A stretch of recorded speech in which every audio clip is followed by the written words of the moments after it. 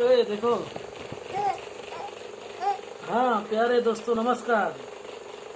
Prince बाबू खाना खाने जा रहा है। हाँ प्रिंस बोलो बेटा, सभी लोग खाना करके खा लो। प्रिंस इधर देखो, इधर देखो, तुम इतना रोटी कहाँ लेके जाओगे?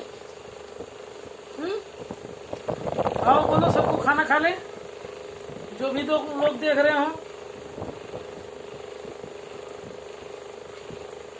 ये देखो खाना खा लो आकर के। बताओ कटहल की सब्जी बनी है और क्या सलाद में खीरा प्याज ना बाबू। हाँ हाँ तो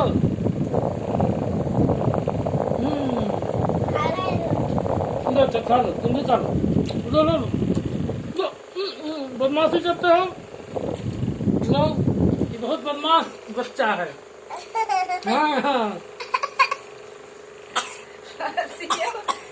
राजवीर उर्फ प्रिंस चौहान। हाँ देखो देखो, मोबाइल ले करके उसमें देखने जा रहा। मोबाइल जा रहा। लो हेलो लो खाना खा लो।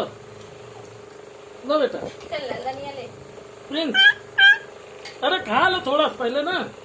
लो एक परेशान करता है, जल्दी खाना खाने नहीं देता किसी को ना। लो खाओ। हाँ अब खाया थोड़ा सा। हाँ मजा आया। आओ बेटा। अच्छा काम मिला जब कुछ मिला ना, जब सब लाइव करा ना।